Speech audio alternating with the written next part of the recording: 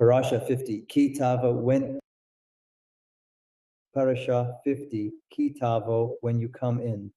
5th, Aliya, Devarim 27:11 to 28:6.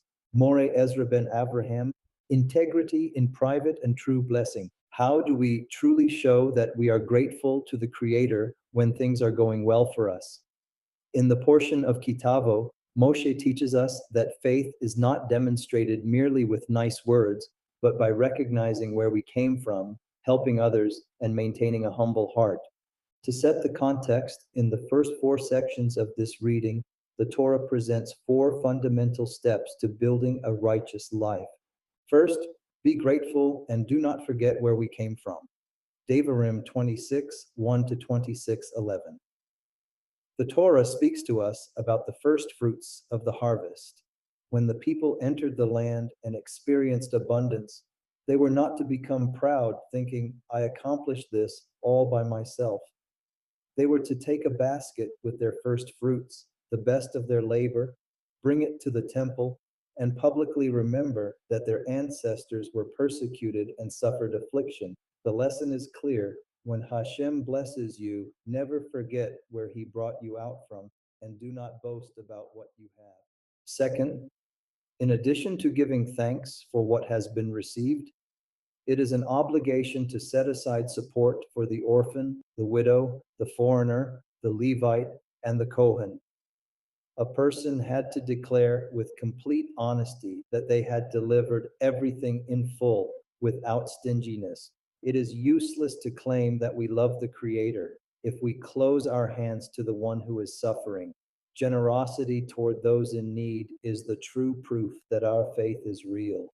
Third, a mutual commitment. Moshe reminds the people that the relationship with the Creator is a covenant of respect and loyalty. If we commit to living with moral values and right principles, he promises us his protection, his backing, and his blessing.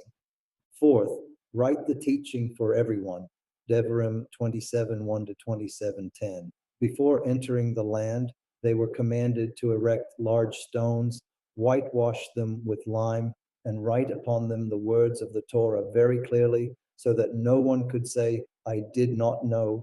Furthermore, the altar could not be touched with iron tools, the metal used for weapons and war, because the message of Hashem is meant to bring peace and unity, never violence or force.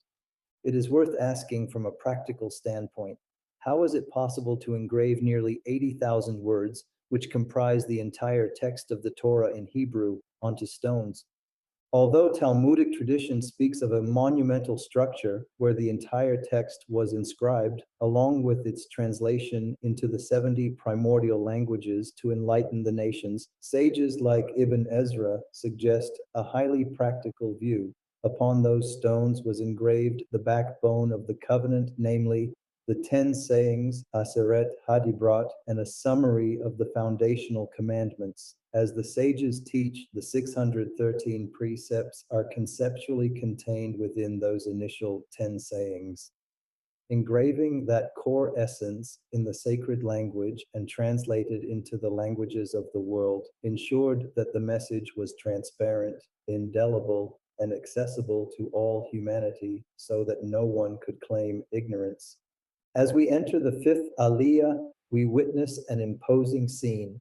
6 tribes standing on Mount Gerizim to pronounce the blessings, Shimon, Levi, Yehuda, Yisachar, Yosef, and Binyamin, and 6 tribes on Mount Ebal for the warnings, Reuben, Gad, Asher, Zebulun, Dan, and Naphtali.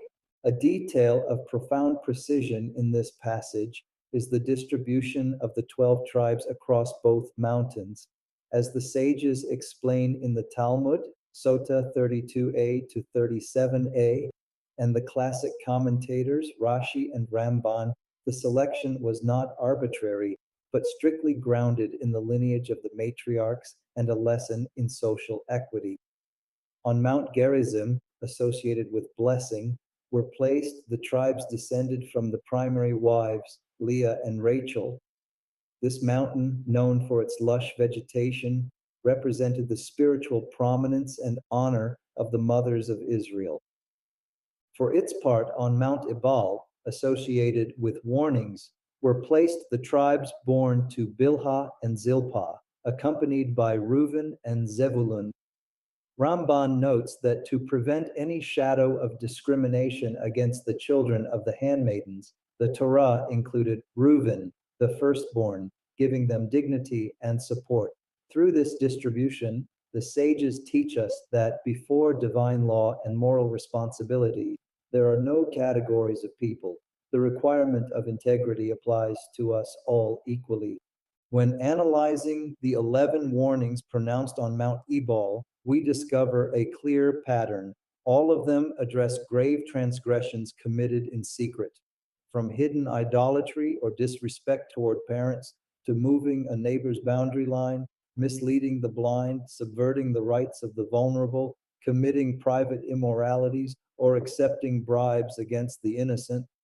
In contrast, the Torah unfolds the 6 blessings for listening to the voice of Hashem: blessing in your surroundings, in the city and in the field, blessing in your offspring, blessing in your sustenance and the fruit of your labor, blessing in your daily food, blessing in your endeavors as you come in, and blessing in your outcomes as you go out. The 5th Aliya of Tavo confronts us with the deepest truth of spiritual life. The blessings of Hashem are not magic rewards or empty promises, but the natural consequence of walking in righteousness. A person's true integrity is not measured when others are watching in the street or on social media, but when they are completely alone.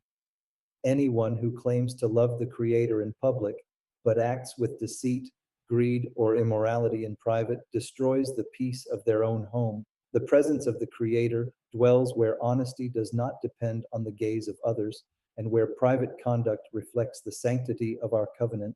Shalom.